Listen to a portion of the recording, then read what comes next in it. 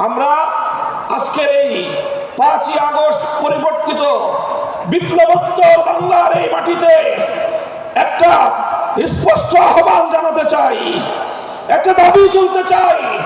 গোটা বাংলার 18 কোটি তৌহিদি জনতার এক কণ্ঠে আওয়াজ তুলতে চাই।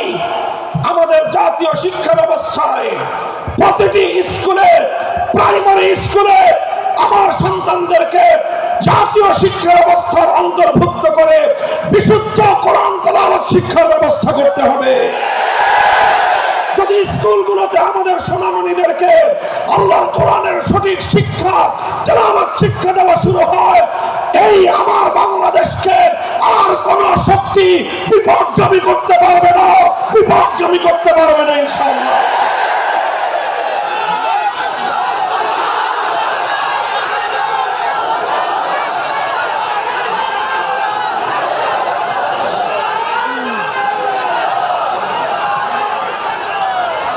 এদেশের মুসলমানদের ট্যাক্সের পয়সা দিয়ে রাষ্ট্রীয় অর্থে আমাদের সন্তানদের শিক্ষা ব্যবস্থা পরিচালিত হয়।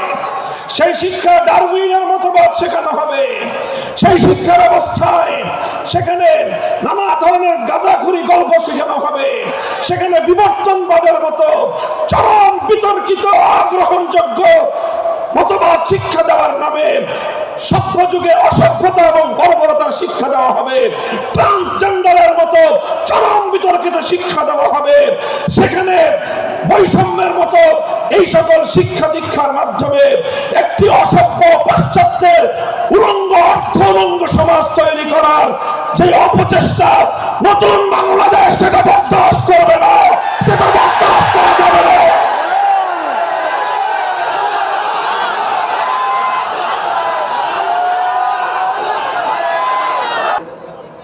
এ পর্যায়ে আমিও আপনাদের সম্মুখে উপবিষ্ট হয়েছি, আদিষ্ট হয়েছি কোরআনে পাকের কিছু আলোচনা আপনাদের সম্মুখে উপস্থাপন করার জন্য।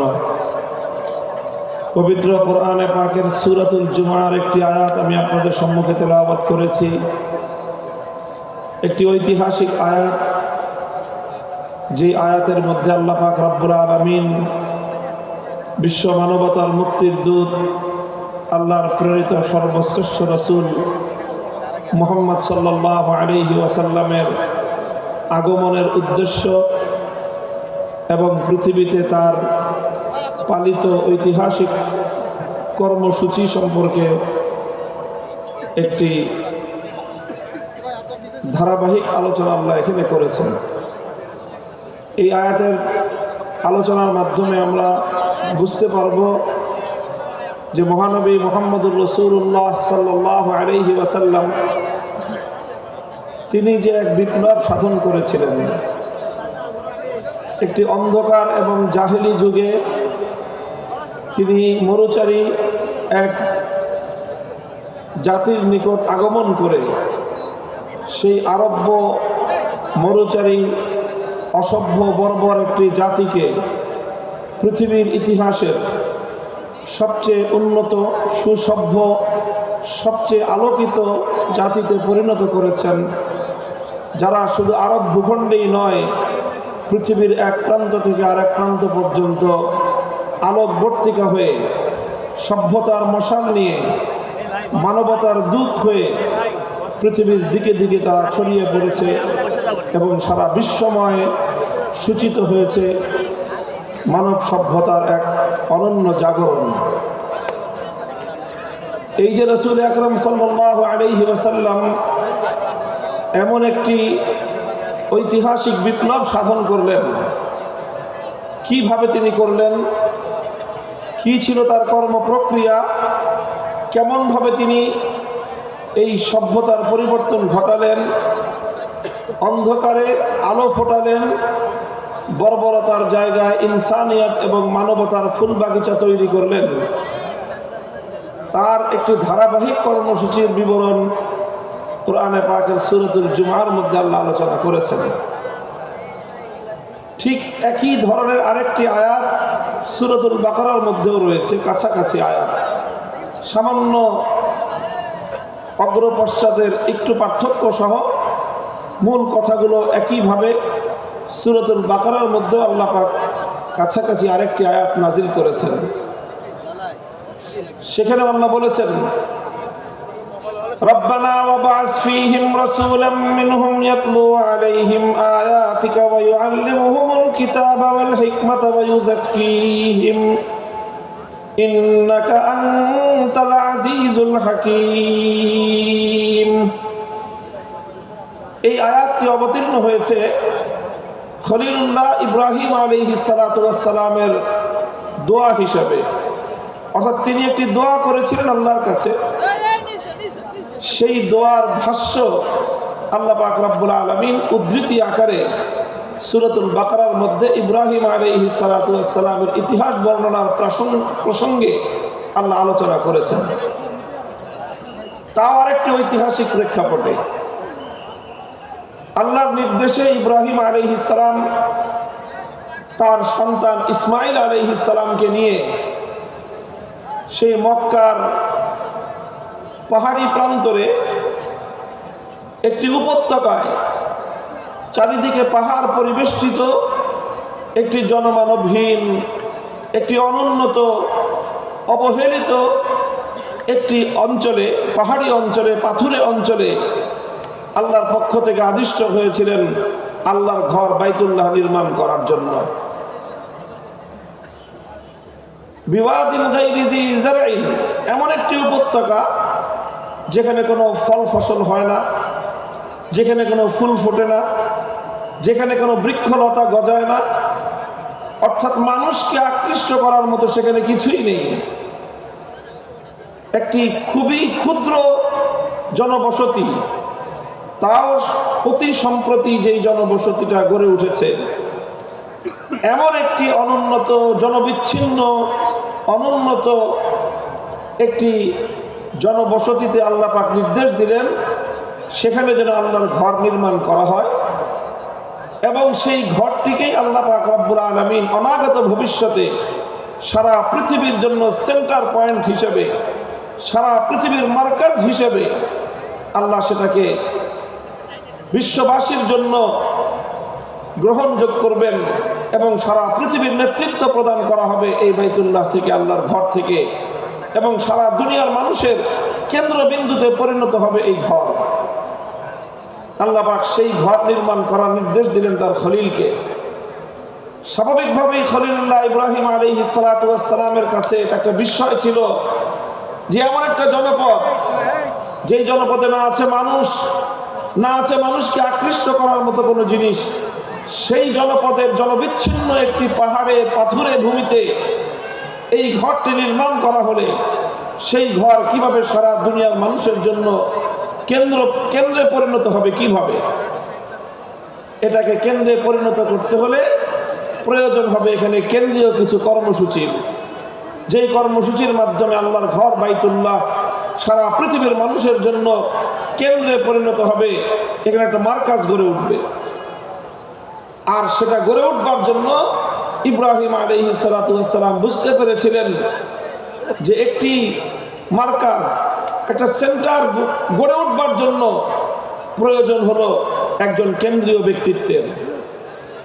এই জন্য ইব্রাহিম আলাইহিস সালাতু ওয়াস সালাম আল্লাহর কাছে দোয়া করলেন বাইতুল্লাহ নির্মাণ করে, যে আল্লাহ, এই ঘর তোমার ঘর কাবা, এই কাবা সারা দুনিয়ার মানুষের কেন্দ্রবিন্দুতে যদি পরিণত হতে হয়, তাহলে এখানে তুমি এমন একজন মহামানব পাঠাও, যেই মহামানব তার কর্মসূচির মাধ্যমে সারা দুনিয়ার মানুষকে বাইতুল্লাহর দিকে আকৃষ্ট করবে, এবং বাইতুল্লাহর দিকে সারা পৃথিবীর মানুষের মন, মস্তিষ্ক এবং তাদের মনোযোগকে নিবিষ্ট করবে, আকৃষ্ট করতে পারবে। তখন ইব্রাহিম আলাইহিস সালাম আল্লাহর কাছে দোয়া করলেন, হে আল্লাহ, তুমি একজন মানুষ এখানে পাঠাও, একজন মহামানব তুমি পাঠাও, একজন রাসূল তুমি পাঠাও, যেই রাসূলের কিছু কর্মসূচির কথা ইব্রাহিম আলাইহিস সালাম উল্লেখ করেছেন। ইব্রাহিম আলাইহিস সালাম তার দোয়ার মধ্যে যেই রাসূলের জন্য তিনি কামনা ব্যক্ত করেছেন, দোয়া করেছেন আল্লাহর কাছে, সেই রাসূলের জন্য তিনি 4টি কর্মসূচি এবং 4টি বৈশিষ্ট্যের কথা উল্লেখ করেছেন। বিস্ময়কর বিষয় হলো ইব্রাহিম আলাইহিস সালাতু ওয়াস সালাম যেই চারটি বৈশিষ্ট্যের কথা উল্লেখ করেছিলেন তার দোয়ার মধ্যে তার সেই কামনীয় মহান রসুলের জন্য ৬০০০ বছর পরে আল্লাহ পাক রব্বুল আলামিন যখন সেই মক্কার মাটিতে, সেই মক্কার ভূখণ্ডে, সেই বাইতুল্লাহর নগরে তিনি যখন ইব্রাহিম আলাইহিস সালামের দোয়ার সেই স্বপ্ন পুরুষ মুহাম্মদুর রাসূলুল্লাহ সাল্লাল্লাহু আলাইহি ওয়াসাল্লামকে আল্লাহ নবুয়ত দিয়ে প্রেরণ করলেন, তখনও আল্লাহ পাক রব্বুল আলামিন এই মহান নবীর কর্মসূচি হিসেবে সেই চারটি বিষয়কেই উল্লেখ করলেন, যেই চারটি বিষয়কে উল্লেখ করে ৬০০০ বছর আগে ইব্রাহিম আলাইহিস সালাম এরকম একজন মহামানব পাঠানোর জন্য আল্লাহর কাছে আকুতি জানিয়েছিলেন। ইব্রাহিম আলাইহিস সালাম বলেছিলেন, রব্বানা ওয়াবআস ফীহিম রাসূলাম মিনহুম ইয়াতলু আলাইহিম আয়াতিকা ওয়া ইউআল্লিমুহুমুল কিতাবা ওয়াল হিকমাহ ওয়া ইউযাক্কিহিম ইন্নাকা আনতাল আজিজুল হাকীম। আমরা এখানে ধারাবাহিকভাবে ইব্রাহিম আলাইহিস সালামের দোয়া এবং ৬০০০ বছর পরে সেই দোয়ার স্বপ্ন প্রতিশ্রুত পুরুষ মুহাম্মদুর রাসূলুল্লাহ সাল্লাল্লাহু আলাইহি ওয়াসাল্লামের আগমনের প্রাক্কালে আল্লাহ পাক রব্বুল আলামিন সেই নবীর যেই কর্মসূচিগুলো উল্লেখ করেছেন, ধারাবাহিকভাবে সেই চারটি কর্মসূচির আমরা আলোকপাত করব, আলোচনা করব। এটাই হলো আজকে আমার তাফসীরুল কোরআনের আলোচ্য বিষয়। প্রথম কর্মসূচির কথা আল্লাহ পাক বলেছেন। আরেকটি গুরুত্বপূর্ণ এখানে পয়েন্ট হলো আলোচনার, যেই চারটি কর্মসূচির কথা ইব্রাহিম আলাইহিস সালামের দোয়ার মধ্যেও এসেছে এবং সেই দোয়ার বাস্তবায়ন যখন আল্লাহ ঘটিয়েছেন, কবুল করেছেন, কবুল করে তার বাস্তবায়ন ঘটানোর সময় নবীকে আল্লাহ পাঠিয়ে যেই কর্মসূচিগুলির কথা বলেছেন, চারটি কর্মসূচি, এই চারটি কর্মসূচি একটি বিষয়কে কেন্দ্র করে আবর্তিত হয়েছে, আর সেই বিষয়টি হলো মহাগ্রন্থ আল কোরআনুল কারীম। কোরআনকে কেন্দ্র করেই আল্লাহ নবীর বৈপ্লবিক সকল কর্মসূচি নিবিষ্ট হয়েছে, কেন্দ্রীভূত হয়েছে। মূল হলো কোরআন, কিতাবুল্লাহ। এই কিতাবুল্লাহকে কেন্দ্র করেই রাসূলুল্লাহ তিনি তার যাবতীয় কর্মসূচি পালন করেছেন, তিনি তার যাবতীয় কর্মকাণ্ড পরিচালনা করেছেন, তিনি তার বিপ্লব সাধন করেছেন। সুতরাং রাসূলুল্লাহর আনিত মহান বিপ্লবের কেন্দ্রীয় পয়েন্ট হলো, কেন্দ্রীয় বিষয় হলো কিতাবুল্লাহ। মুহতারাম হাজিরিন, আলোচনার শুরুতেই আমি স্পষ্ট ভাষায় বলে দিতে চাই এবং আমার সম্মুখে উপস্থিত লাখো জনতার এই মজমাকে আমি লক্ষ্য করে বলতে চাই, আজও যদি ঘুরে ধরা এই সমাজকে পরিবর্তন করতে হয়, একবিংশ শতাব্দীর আধুনিক শক্তিমান এই জাহেলিয়াত আর এই বর্বরতাকে যদি নির্মূল করে সত্যিকার মানবতার ফুলবাগান তৈরি করতে হয়, কিতাবুল্লাহকে কেন্দ্র করে রাসূলুল্লাহর আনিত অনুসৃত নীতি এবং আদর্শের মাধ্যমে সেটা সম্ভব।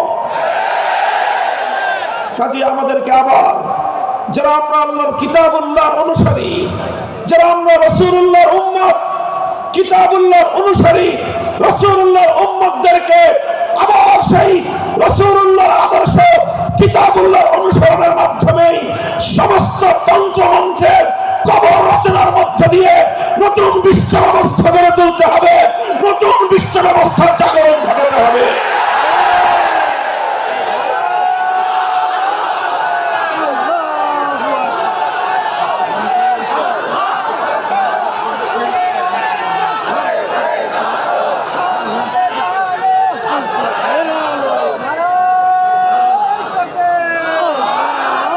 মুহতারাম হাজিরিন, রাসূল আকরাম সাল্লাল্লাহু আলাইহি ওয়াসাল্লাম যেই চার কর্মসূচির মাধ্যমে পৃথিবীর আমূল পরিবর্তন ঘটিয়েছিলেন, আমি আবার স্মরণ করিয়ে দিচ্ছি। নবীজির চারটি কর্মসূচিরই কেন্দ্রবিন্দু ছিল কোরআন, কিতাবুল্লাহ।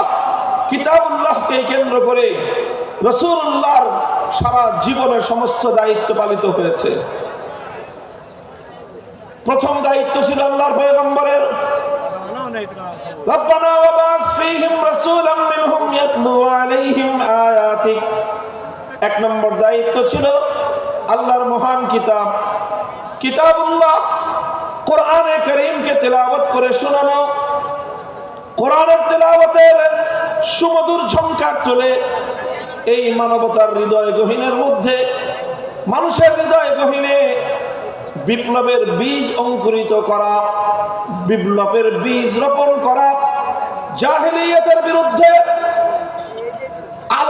আলোর বিচ্ছুরণ ঘটানোর জন্য, অন্ধকারের কুহেলিকা ভেদ করে আলোর বিচ্ছুরণ ঘটানোর জন্য মুহাম্মদুর রাসূলুল্লাহ সাল্লাল্লাহু আলাইহি ওয়াসাল্লাম সর্বপ্রথম যেই কর্মসূচি আল্লাহর পক্ষ থেকে প্রাপ্ত হলেন, সেই কর্মসূচির নাম হলো তেলাওয়াতে কিতাবুল্লাহ তথা আল্লাহর কোরআনে পাকের তেলাওয়াতের মূর্ছনার মাধ্যমে, কোরআনে পাকের তেলাওয়াতের ঝংকারের মাধ্যমে সমস্ত জাহেলিয়াত এবং অন্ধকারের ভীত শুদ্ধ প্রকম্পন তৈরি করা।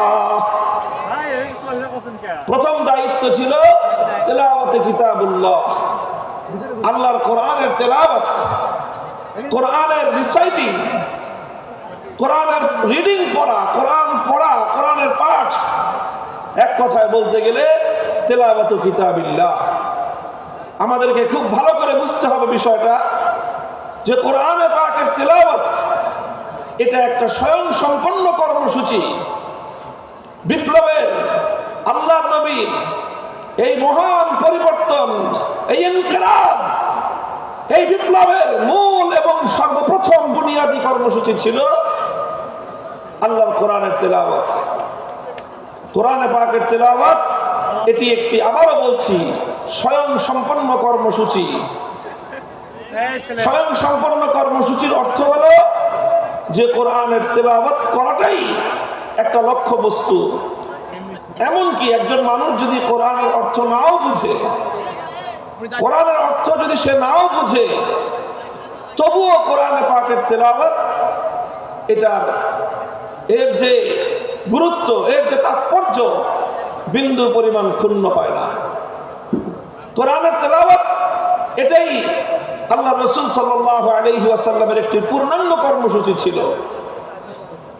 পৃথিবীতে একমাত্র কিতাব, একমাত্র গ্রন্থ যার রিসাইটিং এবং যার তেলাওয়াত এটি একটি বড় ধরনের প্রভাব তৈরি করতে পারে। পৃথিবীর অন্য কোনো গ্রন্থ, অন্য কোনো কিতাবের অর্থ না বুঝে পাঠ করা, অর্থ না বুঝে সেটি পড়া, এর কোনো প্রভাব নাই। সেটা যে কোনো বিষয়বস্তুর গ্রন্থ হোক, বই হোক, আপনি দর্শনের বই, সাহিত্যের বই, সায়েন্সের বই, মেডিকেলের যত বইপত্র, এগুলো পড়েন, যে কোনো একজন পাঠক যদি পড়ে আর যদি সে তার মর্ম না বুঝে, তার অর্থ না বুঝে, তাহলে সাহিত্যের বই পাঠ করে মর্ম না বুঝলে সাহিত্যের কিছুই শিখতে পারবে না। দর্শনের বই না বুঝে পড়লে কোনো লাভ নাই। সায়েন্স বিজ্ঞানের বই না বুঝে পড়লে কোনো লাভ নাই। মেডিকেলের বই না বুঝে পড়লে কোনো উপকারিতা হবে না, এক্সেপ্ট আল কোরআনুল কারীম। পৃথিবীতে একমাত্র কিতাব কোরআনে পাক, যে কোরআন না বুঝে পড়লেও সেই কোরআন মানুষের হৃদয়ের মধ্যে তার অ্যাকশন এবং তার প্রভাব তৈরি করে থাকে।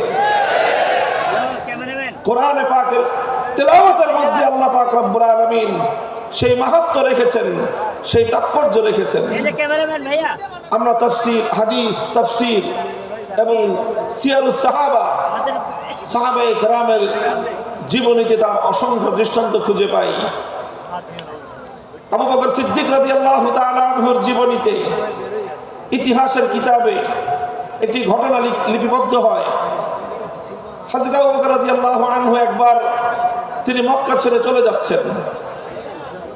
পথিমধ্যে আরবের একজন প্রভাবশালী গোত্রীয় নেতা, প্রধান, ইবনুদ দাগিনাহ তার নাম, তার সঙ্গে দেখা।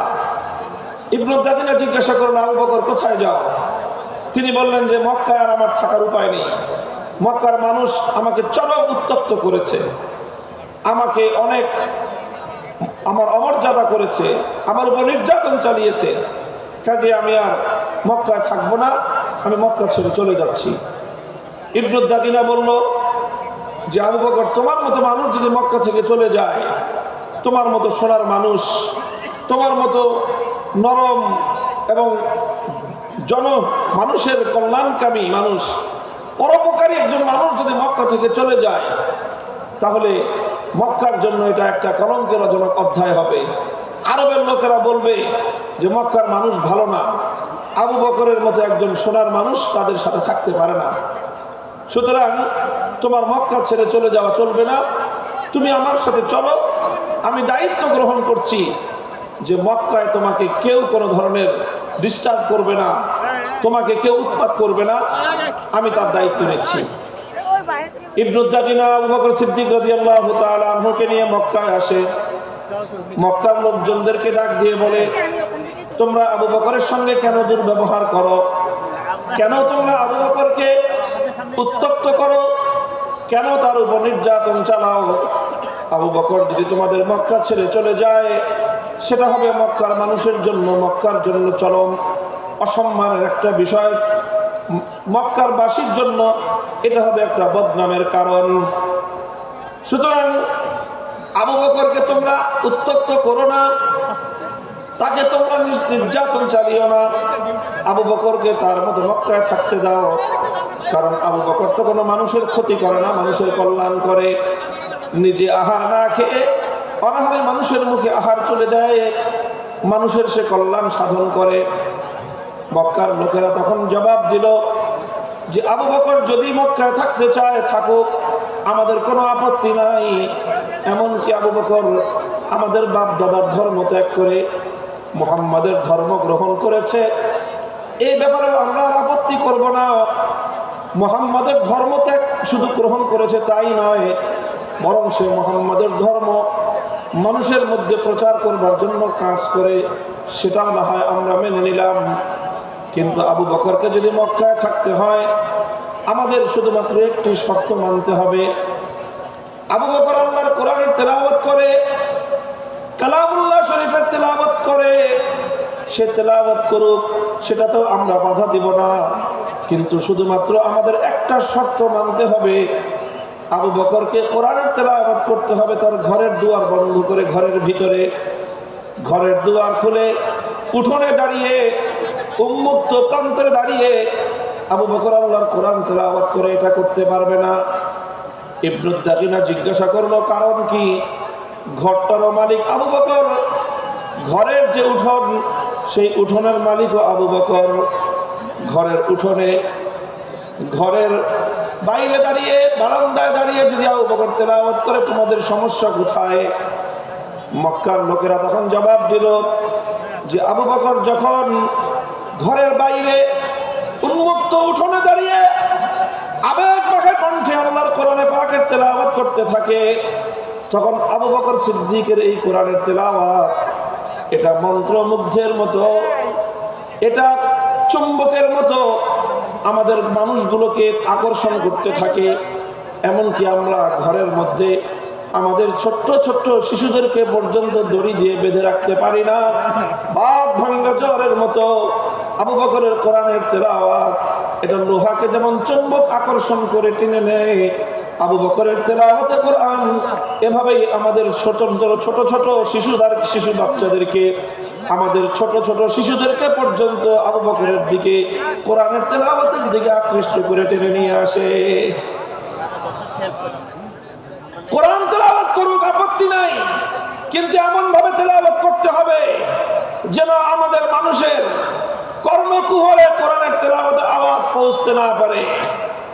মুহতারাম হাজিরিন, ইতিহাস বলে এভাবেই শুধু আল্লাহর কোরআনের তেলাওয়াত এটাই সর্বপ্রথম মক্কার কায়েমি স্বার্থবাদীদের জাহেলিয়াতের বীজ শুদ্ধ কাঁপিয়ে দিয়েছিল। কোরআনের তেলাওয়াতের মধ্যে আল্লাহ পাক রব্বুল আলামিন সেই অ্যাকশন এবং সেই প্রভাব রেখে দিয়েছেন, সেই তাসির রেখে দিয়েছেন। বলেন সুবহানাল্লাহ। আজ কোরআনে পাকের তেলাওয়াত আমরা ছেড়ে দিয়েছি, ভুলে গিয়েছি। খুবই স্বল্প পরিমাণ মানুষ উম্মতের মধ্য থেকে আল্লাহর কোরআনে পাকের বিশুদ্ধ তেলাওয়াত করতে পারে। কোরআনের সেই তেলাওয়াতের সেই পরিবেশ আবার জিন্দা করা চাই। যারা ইসলামী সমাজ গঠন করতে চায়, যারা জাহিলিয়াতকে দূর করে অন্ধকারকে তিরোহিত করে আলোকবর্তিকে প্রজ্বলিত করতে চাই, দিকে দিকে মানুষের কানে কানে প্রতিটি ঘরে ঘরে আল্লাহর কোরআনের তেলাওয়াতের সুরের মূর্ছনায় এই জাহিলিয়াতের কবর রচনা করবার বিপ্লব শুরু করতে হবে।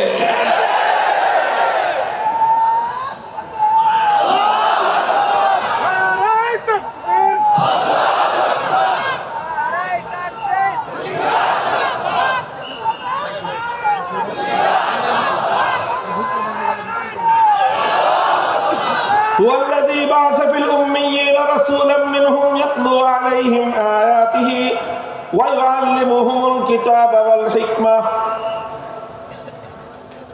নবী আকরাম সাল্লাল্লাহু আলাইহি ওয়াসাল্লামের এক নম্বর কর্মসূচি ছিল তেলাওয়াতে কালামে পাক, তেলাওয়াতে কিতাবুল্লাহ।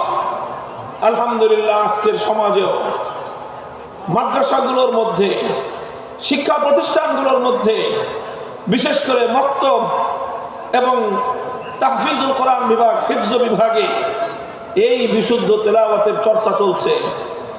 আমরা আজকের এই 5ই আগস্ট পরিবর্তিত বিপ্লবোত্তর বাংলার এই মাটিতে একটা স্পষ্ট আহ্বান জানাতে চাই, একটা দাবি তুলতে চাই।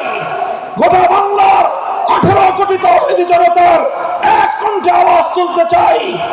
আমাদের জাতীয় শিক্ষা ব্যবস্থায় প্রতিটি স্কুলে, প্রাইমারি স্কুলে আমার সন্তানদেরকে জাতীয় শিক্ষা ব্যবস্থার অন্তর্ভুক্ত করে বিশুদ্ধ কোরআন তেলাওয়াত শিক্ষার ব্যবস্থা করতে হবে।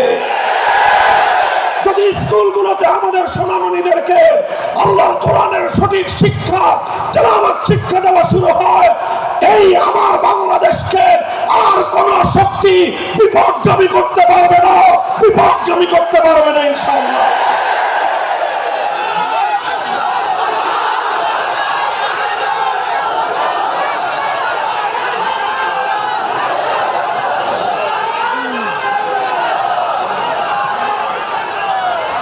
এদেশের মুসলমানদের ট্যাক্সের পয়সা দিয়ে রাষ্ট্রীয় অর্থে আমাদের সন্তানদের শিক্ষা ব্যবস্থা পরিচালিত হয়। সেই শিক্ষা ডারউইনের মতবাদ শেখানো হবে। সেই শিক্ষা ব্যবস্থায় সেখানে নানা ধরনের গাঁজাখুরি গল্প শেখানো হবে।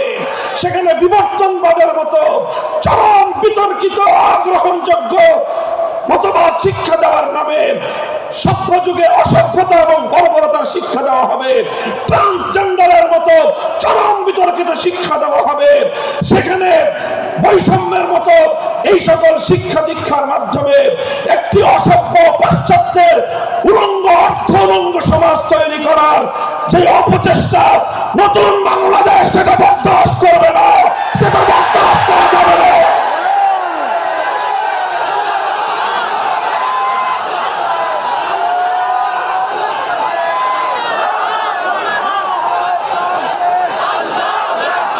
এই জন্য আমরা যে কথা বলছি, কোরআনকে ঘরে ঘরে পৌঁছাতে হবে।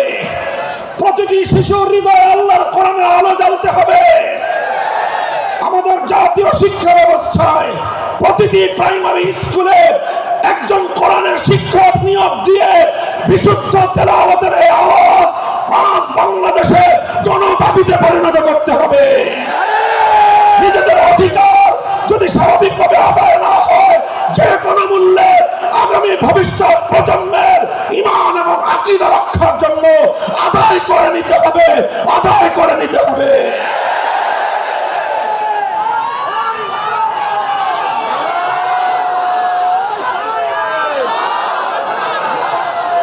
মুহতারাম হাজিরিন, এখানে বিভিন্ন শ্রেণী পেশার মানুষ রয়েছেন, আইন শৃঙ্খলা রক্ষাকারী বাহিনীর ভাইয়েরা রয়েছেন, গোয়েন্দা সংস্থার লোকেরা রয়েছেন, এখানে বিভিন্ন শিক্ষা প্রতিষ্ঠানের শিক্ষক শিক্ষিকা মহোদয় রয়েছেন, অনেক শিক্ষা প্রতিষ্ঠানের পরিচালক মণ্ডলীর সদস্যরা রয়েছেন। আপনারা সকলেই বিবেচনা করে দেখুন যে এত কিছু শিক্ষা দেওয়া হয়, এতগুলো সাবজেক্ট পড়ানো হয়, এত শিক্ষক শিক্ষিকা জাতীয় শিক্ষা ব্যবস্থার শিক্ষাঙ্গনগুলোতে রাষ্ট্রীয়ভাবে প্রতিপালিত হয়, তাদের সকলের আয়োজন হয়, অথচ কোটি কোটি কচি কাঁচা শিক্ষার্থীদের জন্য জাতীয় শিক্ষা ব্যবস্থায় আল্লাহর কোরআনের বিশুদ্ধ তেলাওয়াতটুকু শিক্ষা দেওয়া হলো না। একটি মুসলিম জাতি হিসেবে আমাদের জন্য এর চেয়ে দুঃখজনক, এর চেয়ে লজ্জাজনক আর কোনো বিষয় থাকতে পারে না। এমন বাংলাদেশ দেখার জন্য শরীয়তুল্লাহর রক্ত দেয় নাই, এমন বাংলাদেশ দেখার জন্য তিতুমিররা বাঁশের কেল্লা করে নাই। আমাদেরকে অনেক বঞ্চিত করা হয়েছে, আমাদেরকে বিপদগামী করার জন্য জাতীয় আন্তর্জাতিক আভ্যন্তরীণ এবং বহির শত্রুরা একযোগে অনেক ষড়যন্ত্র করেছে। এবার সমস্ত ষড়যন্ত্রের জাল ছিন্ন করবার সময় এসেছে। আমরা সকলেই যদি যার যার জায়গা থেকে এই আওয়াজ উঠাই যে সব শিক্ষা থাকতে পারবে, সমস্ত কিছু শিখবে আমাদের শিক্ষার্থীরা, প্রাইমারি লেভেলে অন্তত বিশুদ্ধ তেলাওয়াতের শিক্ষা থাকবে না কেন? আল্লাহ পাক রব্বুল আলামিন আমাদের এই ঈমানী দাবি উপলব্ধি করে এই রাষ্ট্র ব্যবস্থাকে যথাযথ পদক্ষেপ গ্রহণ করার তৌফিক দান করুন। এটা ছিল প্রথম কর্মসূচির কথা বলছিলাম। ইয়াতলু আলাইহিম আয়াতিক, এমন একজন পয়গম্বর যে পয়গম্বরের প্রথম কর্মসূচি হবে আল্লাহর কোরআনকে তেলাওয়াত করে শোনানো, কোরআনে পাকের রিসাইটিং, কোরআনের পাঠ, কোরআনের রিডিং করে শোনানো। এটাই হলো একটা বৈপ্লবিক কর্মসূচি। রাসূল আকরাম সাল্লাল্লাহু আলাইহি ওয়াসাল্লামের দ্বিতীয় কর্মসূচির কথা আল্লাহর কোরআন বলছে, ওয়া ইউআল্লিমুহুমুল কিতাব, যে কোরআনের তেলাওয়াত হলো, যে কোরআন পড়ে শোনানো হলো। এক নম্বর কর্মসূচির মাধ্যমে কোরআনকে তেলাওয়াত করে মানুষের কানে কানে পৌঁছে দেওয়া হলো। এরপরে দ্বিতীয় কর্মসূচির শুরু হলো। দ্বিতীয় কর্মসূচিটা হলো ওয়া ইউআল্লিমুহুমুল কিতাব, যে কোরআনকে তুমি তেলাওয়াত করেছো, ওগো আমার নবী, এবার এই জাতিকে তুমি কোরআনে পাকের মর্ম বোঝাও, কোরআনের অর্থ বোঝাও, কোরআনের উদ্দেশ্য বোঝাও, কোরআনের ব্যাখ্যা বোঝাও। তাফসীরের মাধ্যমে মানুষের কাছে আল্লাহর মেসেজ এবং আল্লাহ পাকের পয়গামগুলো বিশ্ব মানব জাতির কাছে তুলে ধরো। রাসূল আকরাম সাল্লাল্লাহু আলাইহি ওয়াসাল্লামের দ্বিতীয় দফা কর্মসূচির শিরোনাম হলো তালিমুল কিতাব, অর্থাৎ আল্লাহর কিতাবের মর্ম এবং তার ব্যাখ্যা শিক্ষা প্রদান করা। আল্লাহর নবী পবিত্র কোরআনে পাককে এভাবেই ব্যাখ্যা করে শিখিয়েছেন, মানুষকে বুঝিয়েছেন, কোরআনের অর্থ বুঝিয়েছেন। কোরআনের এক একটা শব্দ শব্দ করে আল্লাহর নবী এই উম্মতের সামনে তার মর্ম ব্যাখ্যা করেছেন।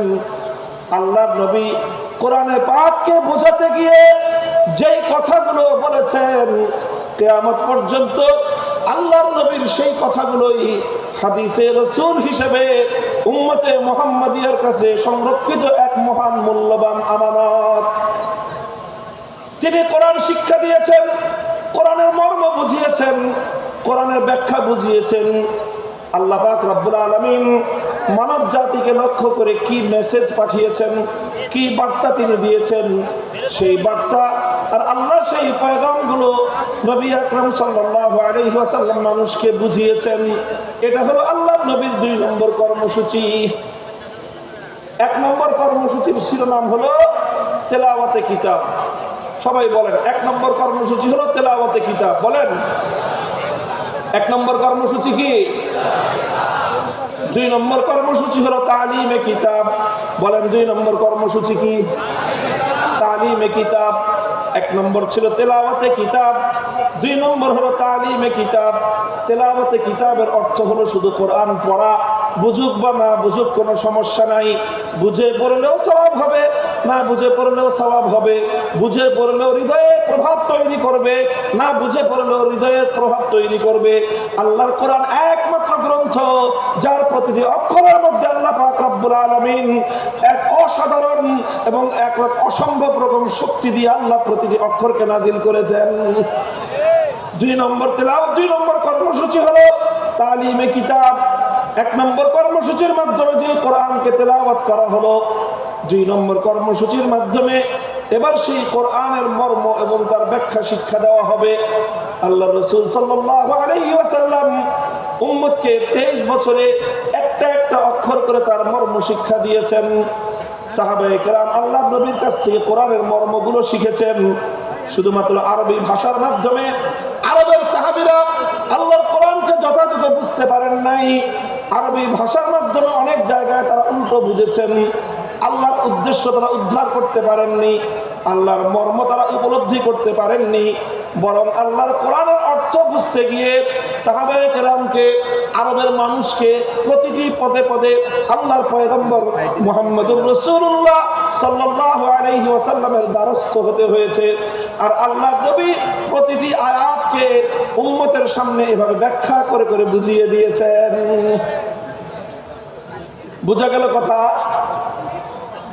আপনারা রিপ্লাই দিয়ে কথা বুঝতে পারলেন? তাহলে কোরআন পাকের রাসূলুল্লাহ সাল্লাল্লাহু আলাইহি ওয়াসাল্লামের 1 নম্বর কর্মসূচি ছিল তেলাওয়াতে কিতাব। 2 নম্বর কর্মসূচি কি ছিল? তালিমে কিতাব। কি ছিল? তালিমে কিতাব। এটা ছিল 2 নম্বর কর্মসূচি। তালিমে কিতাবের অর্থ হলো আল্লাহ যা কিছু বলেছেন তার মর্ম, তার উদ্দেশ্য, তার ব্যাখ্যা, এটাকে এক্সপ্লেইন করে, এটাকে বিস্তারিত বিবরণের মাধ্যমে মানুষকে বুঝিয়ে দেওয়া, উম্মতকে বুঝিয়ে দেয়া, আল্লাহর বান্দাদেরকে বুঝিয়ে দেয়া। আল্লাহ এই জন্যই বলেছেন وَأَنزَلْنَا إِلَيْكَ الذِّكْرَى لِتُبَيِّنَ لِلنَّاسِ مَا نُزِّلَ إِلَيْهِمْ وَلَعَلَّهُمْ يَتَفَكَّرُونَ। ওগো আমার নবী, আমি আমার এই মহাগ্রন্থ কোরআনে পাক আপনার কাছে নাজিল করেছি। পাহাড়ের উপর আমি অবতীর্ণ করি নাই, আসমানের উপর আমি অবতীর্ণ করি নাই, বাইতুল্লাহর উপর আমি অবতীর্ণ করি নাই, অন্য কোনো কিছুর উপর আমি আমার এই কোরআনকে অবতীর্ণ করি নাই। আমার এই কোরআন আমি আপনার নিকট এজন্যই নাজিল করেছি কারণ আপনার ব্যাখ্যা ছাড়া এই উম্মত এবং এই বিশ্ববাসী আল্লাহর কালামকে পরিপূর্ণভাবে এর অর্থ কোনোদিন এর অর্থ বুঝতে পারবে না, এর মর্ম উদ্ঘাটন করতে পারবে না। এজন্য নবীর 2 নম্বর কর্মসূচি হলো কোরআনে পাকের ব্যাখ্যা বোঝানো। তিনি আলহামদুলিল্লাহ সেই ব্যাখ্যা বুঝিয়েছেন, তিনি সেই মর্ম শিখিয়েছেন। আলহামদুলিল্লাহ আজও উম্মতের মধ্যে কোরআনের অর্থ বোঝানোর প্রক্রিয়া অব্যাহত আছে। মাদ্রাসা শিক্ষার মাধ্যমে এদেশের সোনার সন্তানদেরকে 10 বছরের দীর্ঘ কারিকুলামের মাধ্যমে কোরআনের ব্যাখ্যা শেখানো হয়। 5 বছরের কারিকুলামের মাধ্যমে তাদেরকে কোরআনের তেলাওয়াত শেখানো হয়েছে। এরপরে 10 বছরের শিক্ষা কারিকুলামের মাধ্যমে তাদেরকে কোরআনের ব্যাখ্যা শেখানো হয়। আর এভাবে উলামায়ে কেরাম তাফসীর গ্রন্থ লিখে লিখে, কোরআনে পাকের অনুবাদ গ্রন্থ লিখে লিখে মানুষের কাছে কোরআনের পয়গাম পৌঁছে দেওয়ার মাধ্যমে কোরআনের ব্যাখ্যা এবং মর্ম জাতির কাছে পৌঁছে দেওয়ার চেষ্টা করেছেন। আর এই রকম বাংলার প্রত্যন্ত অঞ্চলে, গ্রাম বাংলার শহর নগর বন্দরে তাফসীরুল কোরআন মাহফিলগুলোর মাধ্যমে এ জাতির সোনার সন্তান, এ জাতির শ্রেষ্ঠ সন্তান আলেম সমাজ এভাবে শতাব্দীকাল পর্যন্ত এদেশের মানুষের কাছে কোরআনের বাণী, কোরআনের পয়গাম পৌঁছে দেওয়ার জন্য তাফসীরুল কোরআন মাহফিলগুলোর আয়োজন করছে। এটা গেল 2য় দফা কর্মসূচি। কাজেই কোরআনের মর্ম বোঝার দরকার আছে না নাই? এটা বড় আশ্চর্যজনক বিষয়, বড় দুঃখজনক মর্মান্তিক একটা বিষয় আছে। বহু মানুষ, বহু ভাই বোন আমাদের মাঝে এমন খুঁজে পাওয়া যাবে, অনেক কিছু তারা পড়াশোনা করেছেন জীবনে, অনেক পড়াশোনা করেছেন, রাজনীতি নিয়ে পড়াশোনা করেছেন, অর্থনীতি নিয়ে পড়াশোনা করেছেন, সাহিত্য নিয়ে পড়াশোনা করেছেন, দর্শন নিয়ে পড়াশোনা করেছেন।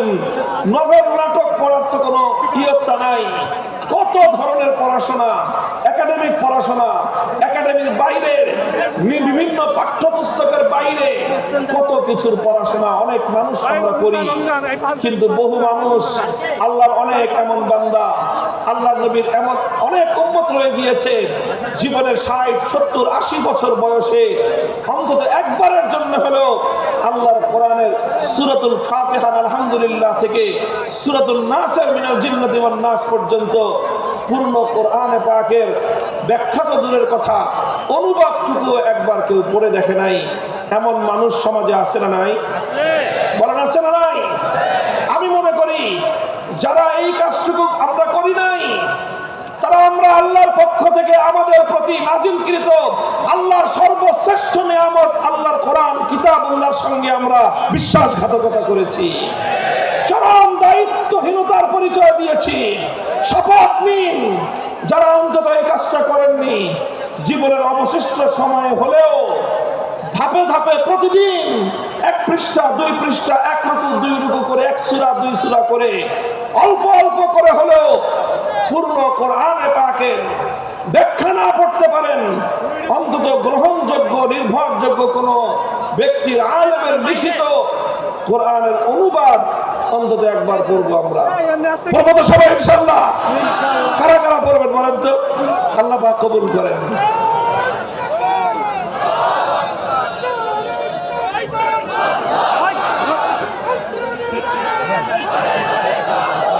আমরা আল্লাহর কোরআনের আলো ঘরে ঘরে জ্বালতে চাই। ঘরে ঘরে জ্বালার আগে অন্তত প্রথম আমাদের হৃদয়ে গহীনে আল্লাহর কোরআনের আলো জ্বালতে হবে। প্রতিটি মুসলমান কোরআনের তেলাওয়াত শেখার চেষ্টা করতে হবে। দ্বিতীয়ত, কোরআনের মর্ম বোঝার জন্য তালিমে কিতাবের কর্মসূচির আওতায় আমাদের আসতে হবে। আল্লাহর নবীর প্রথম কর্মসূচি তেলাওয়াতে কিতাবের আওতায় এসে কোরআনে পাকের তেলাওয়াত শিখতে হবে। কোরআনে পাকের দ্বিতীয় কর্মসূচি, রাসূলুল্লাহর দ্বিতীয় কর্মসূচি তালিমে কিতাবের আওতায় এসে অন্তত জীবনে একবার হলেও পবিত্র কোরআনে পাকের অনুবাদ ফার্স্ট টু লাস্ট আগাগোড়া একবার অন্তত আপনি অধ্যয়ন করুন। আমি আত্মবিশ্বাসের সঙ্গে বলতে পারি, একজন মানুষ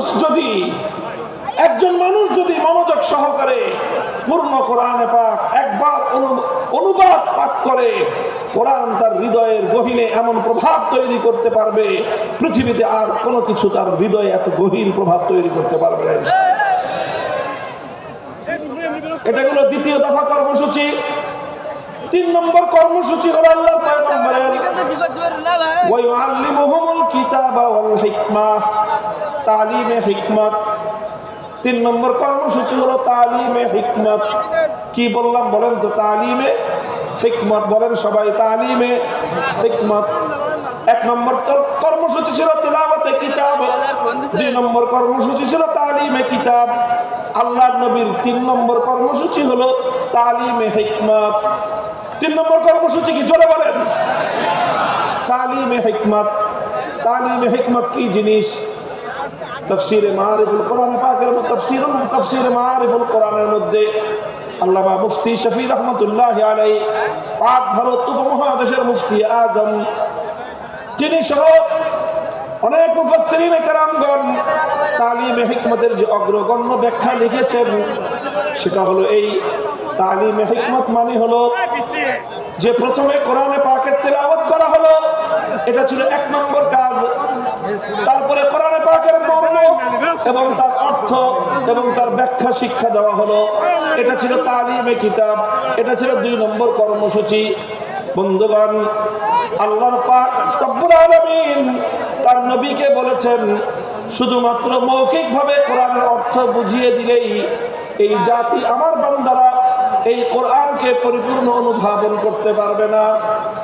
শুধুমাত্র ব্যাখ্যা শোনায় দিলে, শুধুমাত্র অর্থ শোনায় দিলে, অথবা শুধুমাত্র ব্যাখ্যা পড়ায় দিলে, শুধু পড়ানো আর শোনানোর দ্বারাই আল্লাহর কোরআনকে এ জাতি পরিপূর্ণভাবে অনুধাবন করতে পারবে না। বরং কোরআনে পাক এটাকে যদি এ জাতির কাছে পরিপূর্ণভাবে উপস্থাপন করতে হয়, আল্লাহর বান্দাদেরকে যদি কোরআনে পাক পরিপূর্ণভাবে বোঝাতে হয়, তাহলে কোরআনের মর্ম বলার পাশাপাশি যেই কাজটা করতে হবে সেটা হলো পবিত্র কোরআনে পাককে যথাযথভাবে এর যেই সকল বিষয়গুলোর সাথে প্র্যাকটিসের সম্পর্ক রয়েছে, সেই বিষয়গুলিকে আল্লাহর নবী প্র্যাকটিক্যাল বাস্তবায়ন করে দেখায় দেওয়া, এটার নামই হলো তালিমে হিকমত। অর্থাৎ কোরআন এটা শুধুমাত্র থিওরিটিক্যাল কোনো গ্রন্থ নয়, এটা থিওরি যতটা উপলব্ধি করতে হয়, থিওরিগুলো যতটা আত্মস্থ করতে হয়, থিওরিটা যতভাবে বুঝতে হয়, পাশাপাশি কোরআনকে বুঝতে হলে তার তৃতীয় যে কর্মসূচি সেটা হলো প্র্যাকটিক্যাল ভাবে কোরআনকে বুঝতে হবে। আপনারা যারা জেনারেল শিক্ষায় শিক্ষিত, বিশেষ করে যাদের সায়েন্স ব্যাকগ্রাউন্ড, তারা খুব ভালো করে জানেন যে সায়েন্সের বিশেষ করে এই যে আপনার সায়েন্সের যে অনেকগুলো সাবজেক্ট রয়েছে, পদার্থবিজ্ঞান, তারপরে আরো অন্যান্য অনেকগুলো সাবজেক্ট যেগুলো শুধুমাত্র বই পড়ায় দিলেই শিক্ষার্থীরা পরিপূর্ণভাবে উপলব্ধি করতে পারে না, বরং তার প্র্যাকটিক্যাল করতে হয়। মেডিকেলে তো এই বিষয়টা আরো চরমভাবে এটা বাস্তব বিষয় যে মেডিকেলের কোনো বিষয় শুধুমাত্র শিক্ষক শিক্ষিকারা লেকচার দিয়ে স্টুডেন্টদেরকে বুঝিয়ে দিতে পারে না। শুধুমাত্র লেকচার শুনে বই পড়ে কোনো একজন ছাত্র কোনোদিন ডাক্তার হতে পারে না। লেকচার শুনতে হয়, বই এবং শীট পড়তে হয়, পাশাপাশি প্রত্যেকটা বিষয়ের জন্য এখানে প্র্যাকটিক্যাল করার জন্য ল্যাবরেটরি থাকে। এই যে এখানে একদিন মেডিকেল কলেজে যান, আমি দেখেছি এটা পরিদর্শন করে, এখানে চমৎকার সব ল্যাবগুলো রয়েছে। প্রতিটি ক্লাসে প্রতিটি বর্ষের শিক্ষার্থীদের জন্য প্রায় প্রতিটি ক্লাসের সাথে সাথে প্র্যাকটিক্যাল হাতে কলমে মেডিকেল সায়েন্সের শিক্ষা দেওয়ার জন্য মানব দেহের অঙ্গ প্রত্যঙ্গের ডিটেলস বিবরণ হাতে কলমে আঙ্গুল দিয়ে প্র্যাকটিক্যাল দেখিয়ে দিয়ে একজন শিক্ষার্থীকে সেখানে শিক্ষা দেওয়া হয়। কথা বলে ঠিক না বেঠিক?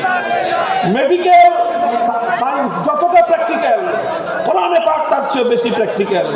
কোরআন শুধুমাত্র অর্থ বুঝে, শুধু ব্যাখ্যা বুঝে আল্লাহর কোরআনের উপর পরিপূর্ণভাবে আমল করা কোশ্চিনকালে সম্ভব নয়। এজন্য রাসূল আকরাম সাল্লাল্লাহু আলাইহি ওয়াসাল্লামের ৩ নম্বর কর্মসূচি হলো তালিমে হিকমত। তালিমে হিকমতের অর্থ হলো তেলাওয়াতে কিতাবের মাধ্যমে যেই কোরআনের তেলাওয়াত হয়েছে, তালিমে কিতাবের মাধ্যমে যেই কোরআনের অর্থ এবং ব্যাখ্যা শিক্ষা দেওয়া হয়েছে, তালিমে হিকমতের মাধ্যমে সেই কোরআনে পাকের প্র্যাকটিক্যাল বিষয়গুলো বাস্তবে প্রতিফলিত করে প্র্যাকটিক্যাল করে উম্মতকে দেখিয়ে দিতে হবে। এটা হলো তালিমে হিকমত। এবং নবী আকরাম সাল্লাল্লাহু আলাইহি ওয়াসাল্লাম তার জীবনের একটা গুরুত্বপূর্ণ অধ্যায় তালিমে হিকমতের মধ্যে কাটিয়েছেন। উম্মতকে প্র্যাকটিক্যাল শিখিয়েছেন। কোরআন কিভাবে শিখিয়েছেন যেমন উপলব্ধি করেন। দৃষ্টান্ত যদি আমি বলছি সংক্ষেপে, আল্লাহ পাক কোরআনে আয়াত নাযিল করলেন, আকিমুস সালাত, সালাত কায়েম করো। আল্লাহর নবী প্রথমে তেলাওয়াত শোনালেন, আকিমুস সালাতা ওয়া আতুজ যাকাতা ওয়া আতিউল্লাহ ওয়া রাসূলাহু। তেলাওয়াত শোনালেন, ১ নম্বর কর্মসূচি পালিত হলো। তারপরে সালাতের মর্ম ব্যাখ্যা করে বোঝালেন যে সালাতের অর্থ কি। আল্লাহর নবী বুঝিয়ে দিলেন সালাতের অর্থ হলো এমন একটা ইবাদত যে ইবাদতের মধ্যে তাকবীরে তাহরিমা থাকবে, যে ইবাদতের মধ্যে সূরা ফাতিহার তেলাওয়াত থাকবে, যে ইবাদতের মধ্যে সূরা ফাতিহার পরে আরো কোরআনের তেলাওয়াত থাকবে, যে ইবাদতের মধ্যে রুকু থাকবে, রুকুর মধ্যে তাসবিহ থাকবে, তারপরে সাজদা থাকবে, সাজদার মধ্যে তাসবিহ থাকবে, তারপরে বৈঠক হবে, সেই বৈঠকের মধ্যে তাশাহুদ থাকবে। এইভাবে সালামের মাধ্যমে যে ইবাদতটা সমাপ্ত হবে, সালাতের দ্বারা সেই ইবাদতের উদ্দেশ্য, সেই সালাতকে কায়েম করতে বলেছেন। কিয়ামের ইকামতের কি অর্থ আল্লাহর নবী তার সব কিছু ব্যাখ্যা করে বুঝিয়ে দিয়েছেন। এখানেই নবীজির দায়িত্ব শেষ হয়নি, বরং সালাত কিভাবে আদায় করতে হবে রাসূল আকরাম সাল্লাল্লাহু আলাইহি ওয়াসাল্লাম প্র্যাকটিক্যাল ভাবে সেটা উম্মতকে শিক্ষা দিয়েছেন। মদিনার মসজিদ নববীর মধ্যে তিনি মিম্বার স্থাপন করে সেই মিম্বারের উপর দাঁড়িয়ে রাসূলুল্লাহ সাল্লাল্লাহু আলাইহি ওয়াসাল্লাম 2 রাকাত নামাজ আদায় করেছেন। সকলে দর্শক, আল্লাহর নবী সালাত আদায়কারী, সকল সাহাবী দর্শক। এরপরে আল্লাহর নবী সকলকে লক্ষ্য করে বললেন, সল্লু কামা রাআইতুমুনি উসাল্লি, তোমরা আমাকে যেভাবে নামাজ পড়তে দেখলে ঠিক সেভাবেই তোমরা নামাজ পড়বে। শুধু আমার কথা শুনে নামাজ পড়বে না, আমার হাদিস পড়ে শুধু নামাজ পড়বে না, বরং আমার নামাজ দেখে দেখে তোমরা নামাজ শিখবে। প্র্যাকটিক্যালি নামাজ শিক্ষা দিয়েছেন। এই যে নামাজের যে প্র্যাকটিক্যাল শিক্ষা দিলেন, এটার নামই হলো তালিমে হিকমত। এটা শুধু নামাজের ক্ষেত্রেই নয়, জীবনের প্রতিটি ক্ষেত্রে প্রত্যেকটি কর্মকাণ্ড একজন মুমিনের প্রতিটি কর্মকাণ্ডের প্র্যাকটিক্যাল নমুনা আল্লাহর নবীর জীবন থেকে গ্রহণ করতে হয়। নবীর জীবনে প্রতিটি কাজের যেই প্র্যাকটিক্যাল নমুনা আছে, সেই প্র্যাকটিক্যাল নমুনাটাই হলো তালিমে হিকমত, সেটাই হলো কোরআনে পাকের প্র্যাকটিক্যাল। আল্লাহর নবীর উপর কোরআনে আয়াত নাযিল হলো, আস-সারিকু ওয়াস-সারিকাতু ফাকতাউ আইদিয়াহুমা জাযাআম বিমা কাসাবা নাকালাম মিনাল্লাহ ওয়াল্লাহু আজিজুল হাকীম। আয়াত নাযিল হলো, নবীজি তেলাওয়াত করে শোনালেন, এক নম্বর দায়িত্ব পালন হলো। তারপরে চুরি, চোর নারী হোক পুরুষ হোক, সেই চোরের সংজ্ঞা শিখালেন যে মানুষ কখন চোর সাব্যস্ত হয়, কতটুকু সম্পদ কিভাবে চুরি করলে এটা কোরআনে পাকের ভাষায় চুরি বলে সাব্যস্ত হবে। তারপরে সেই চুরির অপরাধ সাব্যস্ত হতে হলে কি লাগবে, আল্লাহর নবী সেটাকে ব্যাখ্যা করে বোঝালেন। ব্যাখ্যা করে শুধু মৌখিকভাবে বুঝিয়ে দিয়েই আল্লাহর নবীর দায়িত্ব ক্ষান্ত হয়নি, বরং যখন জমিনের মধ্যে চুরির অপরাধ যখন সংগঠিত হয়েছে, সেই অপরাধ সংগঠিত হওয়ার পর আল্লাহর কিতাবের ব্যাখ্যা অনুযায়ী, আল্লাহর কোরআনের নির্দেশ অনুযায়ী তিনি প্র্যাকটিক্যাল ভাবে চুরির শাস্তি প্রয়োগ করে দুনিয়াবাসীকে দেখিয়ে দিয়েছেন যে এই আয়াতের প্র্যাকটিক্যাল কিভাবে করতে হয়। আল্লাহ বলেছেন, চোর যদি চুরি করে ধরা পড়ে, নারী হোক বা পুরুষ হোক, যদি সংরক্ষিত স্থান থেকে কোন মানুষ অন্যের অন্তত 10 দিরহাম মূল্যমানের কোন সম্পত্তি সংরক্ষিত স্থান থেকে যদি চুরি করে, আর সেই চুরির অপরাধ যদি যথাযথ নির্ভরযোগ্য সাক্ষীর মাধ্যমে আদালতের সামনে প্রমাণিত হয়ে যায়, ফাকতাউ আইদিয়াহুমা, নির্দেশ আল্লাহর, তখন সেই চোর নারী বা পুরুষের হাত কেটে দাও। আল্লাহর নবী শুধুমাত্র কোরআনের এই আয়াতের তেলাওয়াত করে দায়িত্ব ক্ষান্ত করেননি, শুধু এই আয়াতের মর্ম বুঝিয়ে দায়িত্ব ক্ষান্ত করেননি, বরং যখন এই অপরাধ সংগঠিত হয়েছে, আল্লাহ নবী দ্বিধাহীন চিত্তে তিনি এই আয়াত প্রয়োগ করে দুনিয়াবাসীকে দেখিয়ে দিয়েছেন কিভাবে আল্লাহর আইন আল্লাহর জমিনে বাস্তবায়ন করতে হয়। বুখারী শরীফের হাদিসের কিতাবের মধ্যে বর্ণিত হয়, আল্লাহর নবী যখন মক্কা বিজয় করলেন, মক্কা বিজয়ের পর একটা চুরির ঘটনা ঘটলো মক্কা নগরীতে। চুরির ঘটনায় অপরাধী বলে চিহ্নিত হলো একজন সম্ভ্রান্ত মানুষ, একজন নারী মানুষ, মহিলা মানুষ। সে চুরি করে ধরা পড়েছে। নাম হলো তার ফাতেমা, গোত্র হলো তার বনু মাখজুম, ফাতেমা মাখজুমিয়া বলা হয়। বনু মাখজুম হলো আরবের কুরাইশ বংশের মধ্যে অত্যন্ত সম্ভ্রান্ত একটা পরিবার, যেই পরিবার থেকে স্বয়ং আল্লাহর নবীর দাদির জন্ম হয়েছিল, নবীর রক্তের সঙ্গে সংশ্লিষ্ট, নবীজির পরিবারের সদস্য, নবীর দাদির পরিবারের সদস্য ফাতেমা মাখজুমিয়া চুরি করে ধরা পড়লো। বুখারীর হাদিস, ফাফাজিয়া কওমুহা ইলা উসামাতা, কুরাইশের লোকজন তারা শঙ্কিত হয়ে গেল যে এখন তো মক্কায় আল্লাহর কোরআনের বিধান বাস্তবায়িত হয়েছে, খেলাফতের শাসন কায়েম হয়েছে, এখানে আল্লাহর নবী বিচার করে মেয়েটার হাত কেটে দিবেন।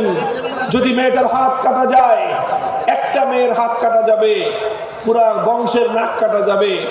কাজেই তারা সকলেই বিষয়টা নিয়ে বিচলিত হয়ে পড়লো, কিভাবে এই মেয়ের উপর হাত কাটার শাস্তিকে প্রতিরোধ করা যায়।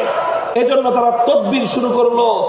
তদবিরের জন্য একজন উপযুক্ত ব্যক্তি, আল্লাহর নবীর অত্যন্ত কাছের, নবীর অত্যন্ত প্রিয় একজন ঘনিষ্ঠ সাহাবী উসামা ইবনে যায়েদ, আল্লাহর নবীর পালক পুত্রের সূত্রে তিনি নবীজির নাতি। সেই উসামা, যাকে বলা হতো হিব্বু রাসূলিল্লাহ সাল্লাল্লাহু আলাইহি ওয়াসাল্লাম, অর্থই হলো আল্লাহর রাসূলের প্রিয় পাত্র, নবীজির প্রিয়তম, এটাই ছিল তার উপাধি। সেই কুরাইশ বংশের লোকজন, বনু মাখজুম গোত্রের লোকজন উসামাকে এসে ধরলো, যাও মুহাম্মদ সাল্লাল্লাহু আলাইহি ওয়াসাল্লাম সম্পর্কে তোমার দাদা লাগে, তুমি তোমার দাদাকে গিয়ে বলো এই মেয়েটার জন্য হাত না কাটা হয়, কারণ এই মেয়েটা ওনার নিজের বংশের লোক। এই মেয়েটার যদি হাত কাটা যায় পুরা কুরাইশ বংশের সম্মান ধুলোয় মিশে যাবে, স্বয়ং আল্লাহর নবী তার নিজেরও প্রেস্টিজের হ্যাম্পার হবে, কাজেই হাতটা যেন না কাটা হয়। উসামা ইবনে যায়েদ মুহাম্মদ সাল্লাল্লাহু আলাইহি ওয়াসাল্লামের কাছে গেলেন, তিনি গিয়ে সুপারিশ করলেন যে এমন একটা ঘটনা ঘটেছে, বিচার আসতেছে আপনার কাছে, এই মেয়েটা যদি হাত কাটেন তাহলে কিন্তু আপনার নিজের অসম্মান হবে, আপনার বংশের মান মর্যাদা ধুলোয় মিশে যাবে।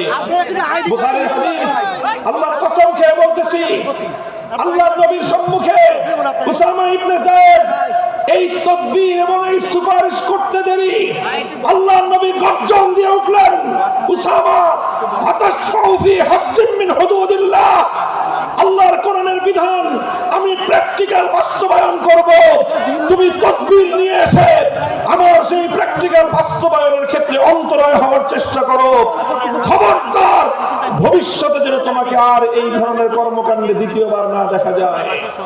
উসামা ভয়ে সংকুচিত হয়ে গেলেন, নবীর সামনে থেকে সরে গেলেন। আল্লাহর নবী বুঝতে পেলেন বিষয়টা শুধু উসামার একা নয়, সে একজন অল্প বয়স্ক যুবক মানুষ, বালক মানুষ, সে না বুঝে আমার কাছে বলেছে। তাকে যারা প্রেরণ করেছে গোটা এই মক্কার আমার গোষ্ঠী কুরাইশ বংশের লোকেরা, তাদের মধ্যে শতাব্দীকাল সহস্রাব্দীকাল ধরে যেই জাহিলিয়াত আর যেই কুসংস্কার গড়ে উঠেছে, সেই কুসংস্কারকে এই উসামার মাধ্যমে তারা বাস্তবায়ন করার চেষ্টা করেছিল। সুতরাং শুধু উসামাকে ধমক দিলেই চলবে না, গোটা মক্কাবাসীকে সংশোধন করতে হবে। ফালাম্মা কানাল আশিয়্যু, হাদিসের ভাষ্য, বিকাল বেলায় আল্লাহর নবী বাইতুল্লাহ শরীফের সামনে দাঁড়িয়ে, পবিত্র কাবার চত্বরে দাঁড়িয়ে জাতির উদ্দেশ্যে নবীজি ভাষণ দিলেন। মক্কা বিজয়ী মহাবীর আখেরি নবী বিশ্ব নবী মুহাম্মদুর রাসূলুল্লাহ সাল্লাল্লাহু আলাইহি ওয়াসাল্লাম মক্কা রাষ্ট্রের রাষ্ট্রনায়ক, তিনি জাতির উদ্দেশ্যে ভাষণ দিচ্ছেন। পৃথিবীর অনেক নেতা, অনেক প্রধানমন্ত্রী, অনেক রাষ্ট্রনায়ক, অনেক বিশ্ব নেতা বিশ্ব মানব জাতির উদ্দেশ্যে ভাষণ দিয়েছে, আর আল্লাহর নবীও একজন লিডার হিসেবে, একটি জাতির কর্ণধার হিসেবে জাতির উদ্দেশ্যে তিনি ভাষণ দিচ্ছেন। কম্পেয়ার করা দরকার, নবীর ভাষণ থেকে বিশ্ব নেতাদের, জাতীয় নেতাদের শিক্ষা গ্রহণ করা উচিত। আল্লাহর নবী বললেন, লক্ষ্য করে শুনুন, বাইতুল্লাহকে সামনে রেখে পবিত্র কাবা শরীফের চত্বরে নবীজি লক্ষ্য করে বললেন, ইন্নামা হালাকা মান কানা ক্বাবলাকুম ইযা সারাকা ফীহিমুদ দাঈফ আকামু আলাইহিল হাদ ওয়া ইযা সারাকা ফীহিমুশ শরীফ তারাকুহু। হে আমার জাতি, শুনে রাখো, পৃথিবী থেকে অনেক সম্প্রদায়, অনেক জাতি, অনেক কওমকে আল্লাহ পাক রব্বুল আলামিন ধ্বংস করে দিয়েছেন। তাদের ধ্বংসের পিছনে একটা বড় কারণ ছিল, একটা অপরাধে তাদেরকে আল্লাহ ধ্বংস করে দিয়েছেন।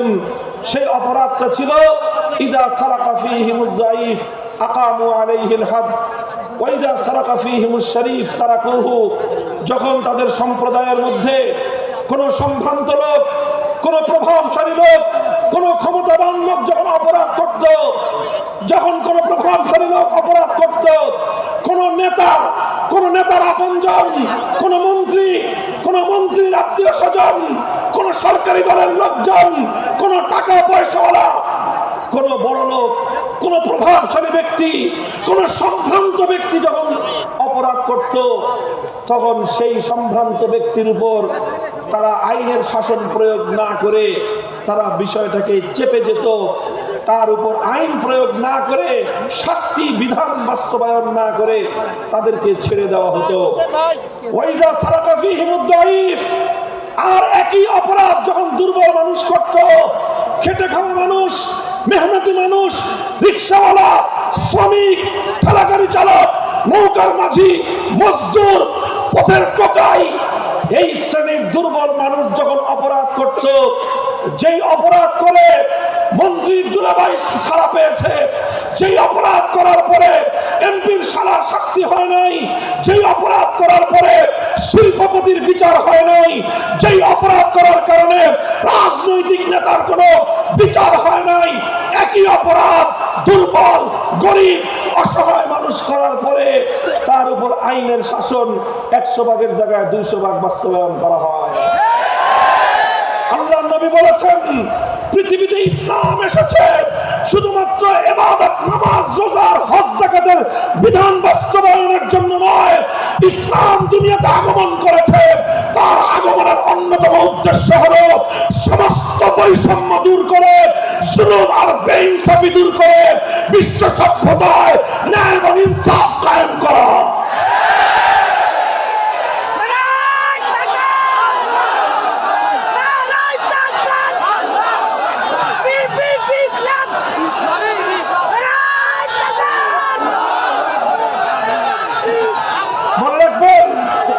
বৈষম্যহীন সমাজ গড়া এটা শুধু বৈষম্য বিরোধী ছাত্র নেতৃবৃন্দের দায়িত্ব নয়। বৈষম্যহীন সমাজ গড়া এটা শুধুমাত্র বৈষম্য বিরোধী ছাত্র নেতৃবৃন্দের দায়িত্ব নয়। বৈষম্যহীন সমাজ গড়া সর্বপ্রথম আল কোরআনের সৈনিকদের দায়িত্ব। বৈষম্যহীন সমাজ গড়া সর্বপ্রথম আল্লাহ নবীর সত্যিকার উম্মতদের দায়িত্ব। ওঠো, দাঁড়াও, হাত মুষ্টিবদ্ধ করো, সমাজ থেকে সকল বৈষম্যের কবর রচনা করবার শপথ নাও।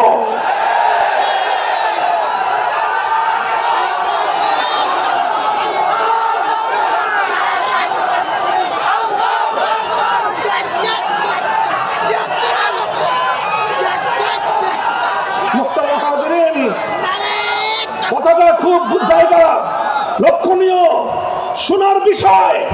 যারা একটা বৈষম্যহীন সমাজ দেখতে চাও, যারা জুলুম এবং অত্যাচারে অতিষ্ঠ হয়ে গিয়েছো, যাদের জীবনকে এই ধরনের অন্যায়, অবিচার, জুলুম, শোষণ, স্বৈরতন্ত্র যাদের অন্তর হৃদয়কে জ্বালিয়ে পুড়িয়ে ছারখার করে দিয়েছে, হে হতাশাগ্রস্ত জাতি, আসল কোরআনের কাছে আমরা তোমাদেরকে মুক্তির বার্তা শোনাই, আমরা তোমাদেরকে সান্ত্বনার বাণী শোনাবো।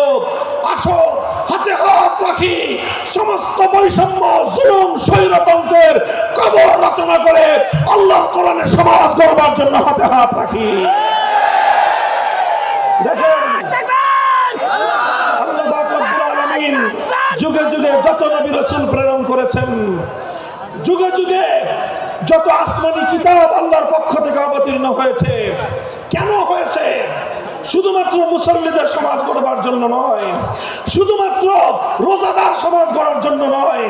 অবশ্যই কোরআন এবং কিতাব নাজিল হয়েছে নামাজের জন্য, অবশ্যই কোরআন এবং কিতাব নাজিল হয়েছে রোজা, হজ, যাকাত সহ আল্লাহ পাকের যাবতীয় বিধান সমাজে বাস্তবায়ন করার জন্য। তবে একমাত্র এইটাই উদ্দেশ্য নয়, বরং সমস্ত কিতাব, সমস্ত নবী রাসূল দুনিয়াতে আগমন করার অন্যতম একটা মৌলিক লক্ষ্য।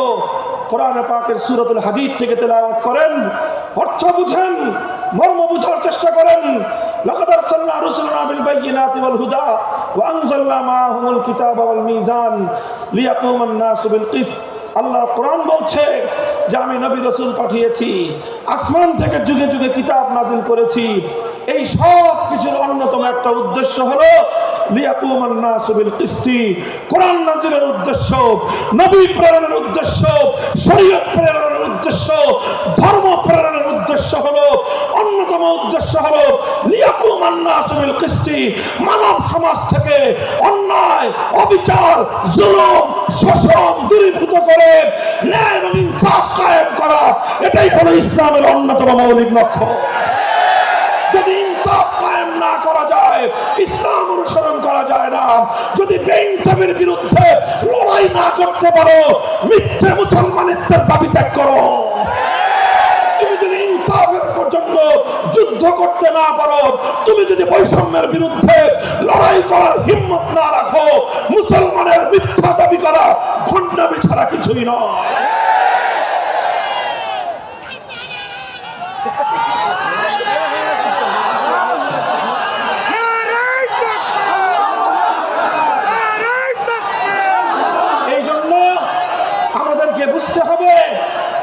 জীবনের অন্যতম মিশন, যে জন্য আল্লাহ তার নবীদেরকে পাঠিয়েছেন। নবীদের জীবনের মিশন যা ছিল, নবীর উত্তরাধিকারী, নবীর অনুসারীদের জীবনের মিশনও সেটাই হবে। বলেন কথা ঠিক না বেঠিক? যে পথে গিয়েছে নবীদের জীবন, সে পথে যাবে আমাদের জীবন।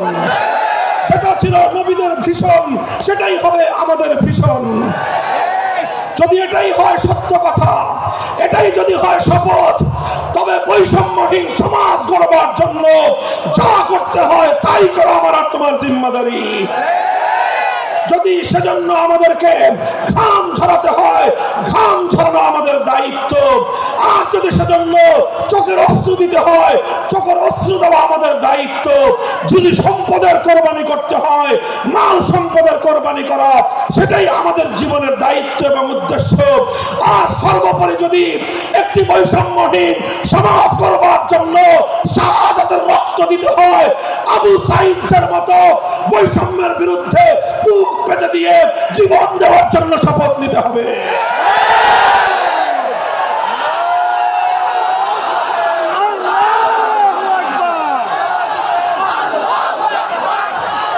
এই প্রস্তুত থাকবেন তো ইনশাআল্লাহ? আল্লাহর নবী বললেন এই বৈষম্য চলবে না, এই বৈষম্য জাহিলিয়াত, এই বৈষম্য মূর্খতা। সমাজের মধ্যে নিজের দলের লোক অন্যায় করলে পাগার পার, বিরোধী দলের লোক অন্যায় করলে আইনের শাসন 100 ভাগের জায়গায় 200 ভাগ। নিজেরা অপরাধ করলে সেই অপরাধীকে ছাড়িয়ে নেওয়ার জন্য সমস্ত আয়োজন। বিপক্ষ মতের লোকজন অপরাধ না করা সত্ত্বেও তাদেরকে কেচোর মতো মাটির গর্ত থেকে ধরে এনে তাদেরকে বিচারের মুখোমুখি দাঁড় করানো, অন্যায়ভাবে তাদের জীবন থেকে তাদের যৌবনের সময়গুলো কেড়ে নেওয়া, বছরের পর বছর অন্ধকার কারা প্রকোষ্ঠে তাদেরকে বন্দী করে রাখা। এই জুলুম এবং অন্যায়ের অবসান যদি না ঘটাতে পারো, পুরুষ এবং যুবক মানুষ হিসেবে আল্লাহর কাছে জবাবদিহিতার সুযোগ থাকবে না। কাজেই তাফসীরুল কোরআন শুধুমাত্র কোরআনের তেলাওয়াতের জন্য নয়, তাফসীরুল কোরআন শুধু আল্লাহর কোরআনের মর্ম বোঝানোর জন্য নয়। আল্লাহর কোরআন তেলাওয়াত করতে হবে, মর্ম বুঝতে হবে, আর তালিমে হিকমতের কর্মসূচির অধীনে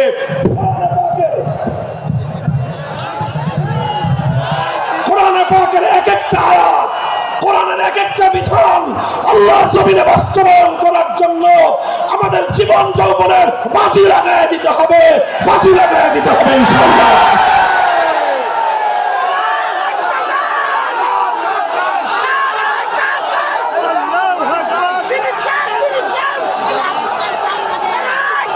হযরত রাসূল আকরাম সাল্লাল্লাহু আলাইহি ওয়াসাল্লাম বলছিলাম, জাতির উদ্দেশ্যে প্রদত্ত মক্কা বিজয়ী মহাবীর আমিরুল মুমিনিন নবিয়ুল্লাহ খলিফাতুল্লাহ ফিল আরদ খলিফাতুল মুসলিমিন মুহাম্মদুর রাসূলুল্লাহ সাল্লাল্লাহু আলাইহি ওয়াসাল্লামের বক্তব্যের কথা আল্লাহর নবী বললেন, বৈষম্যের কারণে আল্লাহ পাক রব্বুল আলামিন পৃথিবীর বহু জাতিকে ধ্বংস করে দিয়েছেন।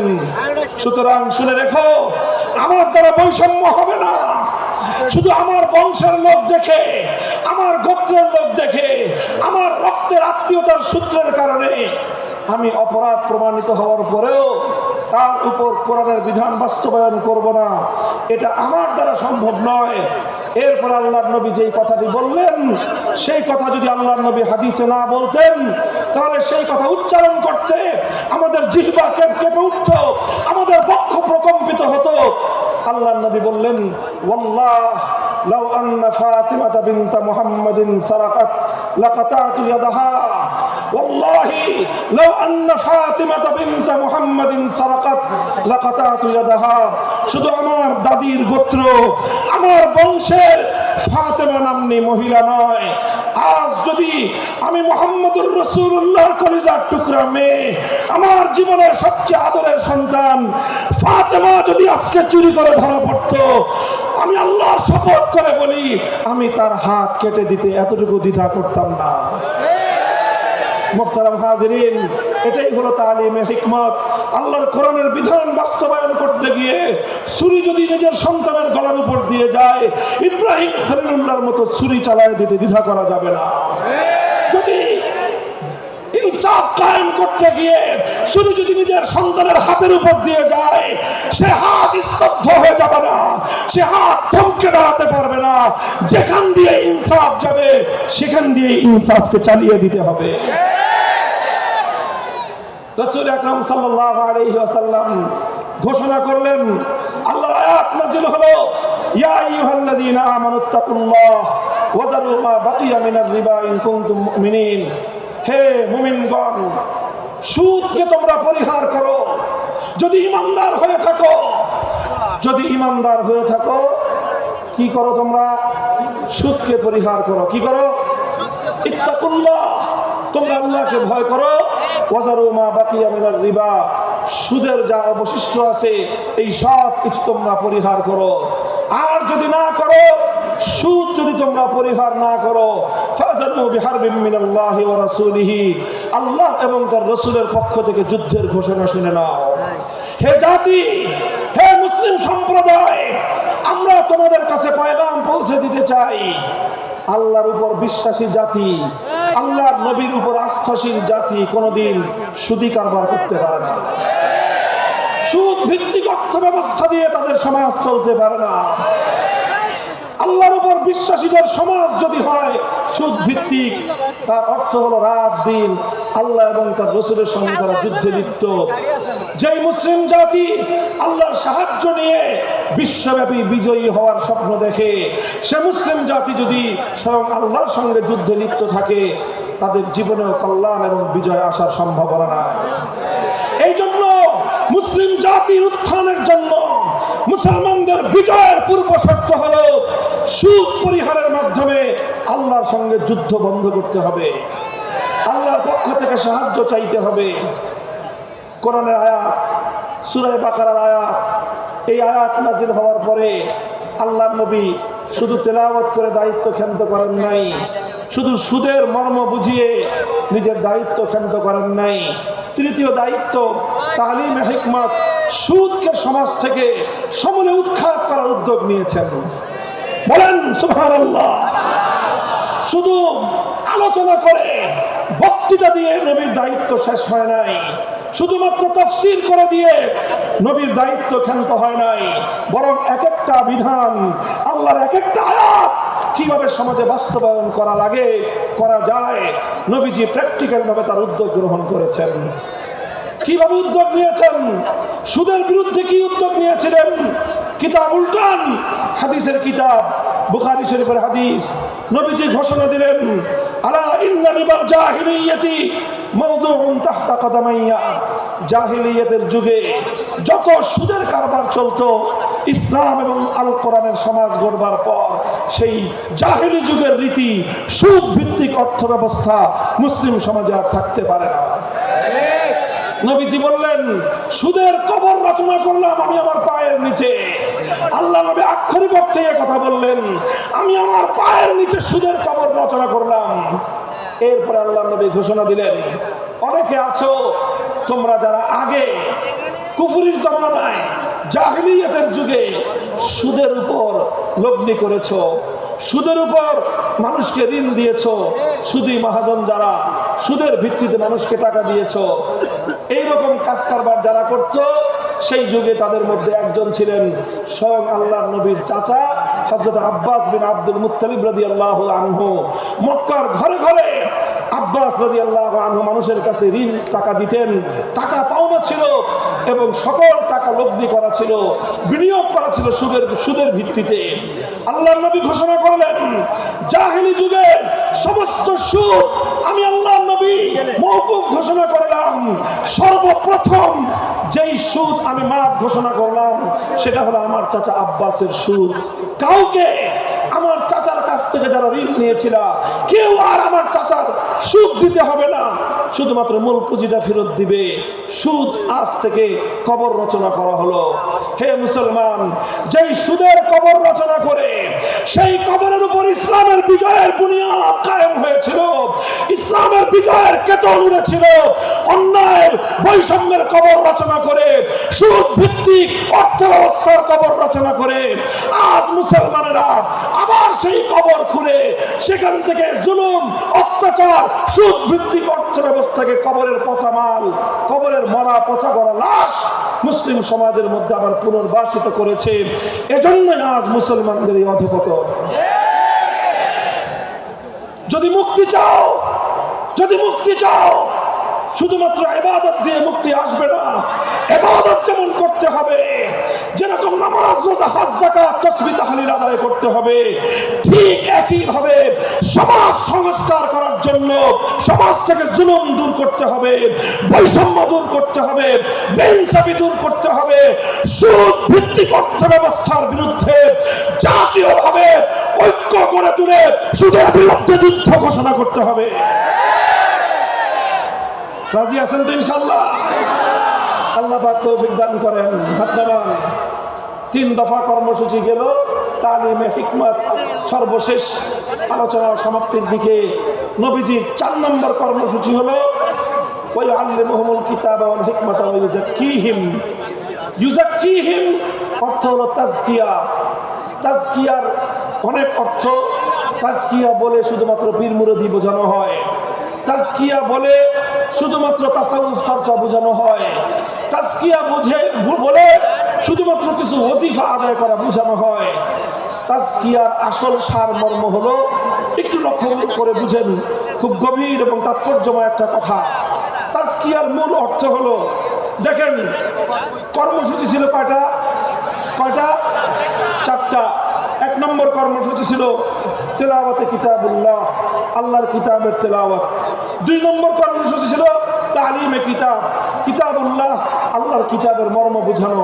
3 নম্বর কর্মসূচি ছিল তালিমে হিকমত, অর্থাৎ আল্লাহর কিতাবের প্রত্যেকটা বিধান, প্রত্যেকটা বিষয়কে প্র্যাকটিক্যাল আমলে পরিণত করা, কার্যে পরিণত করা। কথা ঠিক না বেঠিক? 3 নম্বর কর্মসূচি হলো শুধু আমলে পরিণত করাই দায়িত্ব শেষ নয়, বরং আমলে পরিণত করার পরেও আরো অগ্রসর হতে হবে। 4 নম্বর কর্মসূচি হলো আল্লাহর কোরআনকে নিজের আখলাক এবং নিজের চরিত্রে পরিণত করা। কোরআনকে চরিত্রে পরিণত করা, কোরআনের চরিত্র অর্জন করা। কোরআন যে আখলাকের কথা বলেছে, কোরআন যেই চরিত্রের কথা বলেছে, সেই কোরআনই চরিত্র যখন একজন মানুষ গঠন করতে পারে, এটাকেই বলা হয় তাজকিয়া। এটার নামই হলো তাসাউফ। মুহতারাম হাজিরিন, আল্লাহর নবী নিজের জীবনে 100% আল্লাহর কোরআনকে নিজের চরিত্রে পরিণত করতে পেরেছিলেন। এই জন্য যদি কেউ জিজ্ঞাসা করে আল্লাহর নবীর সিরাত কি, নবীর জীবনীটা কি, বলেন তো? সবচেয়ে সংক্ষিপ্ত অথচ সবচেয়ে পূর্ণাঙ্গ জবাব হলো, কি বললাম? সবচেয়ে সংক্ষিপ্ত অথচ সবচেয়ে পূর্ণাঙ্গ। নবীর জীবন সম্পর্কে সবচেয়ে সংক্ষিপ্ত এবং সবচেয়ে পূর্ণাঙ্গ বর্ণনা হলো কানা খুলুকুহু আল কোরআন, আমার নবীর চরিত্র ছিল কোরআন। কোরআন যা বলেছে নবীর চরিত্রে সেটা বাস্তবায়িত হয়েছে, নবীর আখলাকে সেটা বাস্তবায়িত হয়েছে। নবীজির কথাবার্তা, নবীজির উঠা বসা, নবীজির আচার ব্যবহার, নবীজির প্রত্যেকটা অ্যাক্টিভিটি, এমনকি চিন্তা চেতনা সব যখন আল্লাহর কোরআন অনুযায়ী তৈরি হয়, তখন সেটাকেই বলা হয় তাজকিয়া। আর এটাই হলো কোরআনকে কেন্দ্র করে 4র্থ কর্মসূচি। মুহতারাম হাজিরিন, আমি আমার আলোচনা এবার সমাপ্তির দিকে টেনে নিয়ে যাই। আসুন আমরা আল্লাহর কোরআনকে সেন্টারে রেখে একটা সমাজ বিনির্মাণের চেষ্টা করি। সেই সমাজ বিনির্মাণের জন্য প্রথম কাজ, ঘরে ঘরে, কানে কানে কোরআনের তেলাওয়াতের আওয়াজ পৌঁছে দেই। 2 নম্বর, প্রতিটি মুসলমানের কাছে কোরআনের মর্ম বোঝানোর চেষ্টা পৌঁছে দেই। 3 নম্বর হলো কোরআনের প্রত্যেকটা বিধান সমাজে, ব্যক্তিগত জীবনে, পরিবার জীবনে, সমাজে, রাষ্ট্র জীবনে বাস্তবায়ন করার উদ্যোগ নেই। 4র্থ কর্মসূচি হলো আল্লাহর কোরআনকে নিজের আখলাক, নিজের চরিত্রে রূপান্তরিত করার জন্য সর্বাত্মক চেষ্টা চালাই। ইনশাআল্লাহ রাজি আছি তো? ইনশাআল্লাহ রাজি আছেন তো? আল্লাহর কোরআন শুধুমাত্র তেলাওয়াত নয়, শুধুমাত্র তাফসীর আর ব্যাখ্যা নয়, এই কোরআনকে বাস্তবে পরিণত করবার জন্য মুসলমানরা যদি উদ্যোগ গ্রহণ করে, আগামীর বিশ্ব হবে ইসলামের বিশ্ব, আগামীর বিশ্ব হবে আল কোরআনের বিশ্ব ইনশাআল্লাহ। বাংলাদেশ বাংলাদেশ বাংলাদেশ নিয়ে আমার আখেরি বার্তা এখন হলো, বিপ্লবের জন্য বাংলাদেশ উর্বর হয়ে আছে। কথা বলেন ঠিক না বেঠিক? বৃষ্টির পানি পড়লে যেভাবে যেভাবে শীতকালের পরে বৃষ্টির পানি পড়ার সঙ্গে সঙ্গে ফসলের মাঠ যেমন চাষাবাদের জন্য উর্বর হয়ে যায়, আবু সাঈদ, মুগ্ধ, সিফাত হাসান, এইভাবে আমাদের অসংখ্য অগণিত বীর শহীদদের রক্ত ভেজায় বাংলার মাটি এখন ইসলামী বিপ্লবের জন্য উর্বর হয়ে আছে, আল কোরআনের বিপ্লবের জন্য উর্বর হয়ে আছে। এই সমাজ, এই জমিন এখন বিপ্লবী চায়। সে বিপ্লব আব্রাহাম লিঙ্কনের আদর্শের বিপ্লব নয়, সে বিপ্লব কার্ল মার্কস, মাও সেতুং আর লেনিনদের বিপ্লব নয়। বাংলার মাটি আরেকটা বিপ্লব দেখতে চায়, সে বিপ্লব হবে আল কোরআনের বিপ্লব, সে বিপ্লব হবে ইসলামী সমাজ গঠনের বিপ্লব। সেই বিপ্লবের জন্য 2000 যুবক নয়, যদি 2 লক্ষ যুবকের তাজা বুকের শাহাদাতের রক্তের প্রয়োজন হয়, সে রক্ত দেওয়ার জন্য শহীদ ঈদগাহে কারা কারা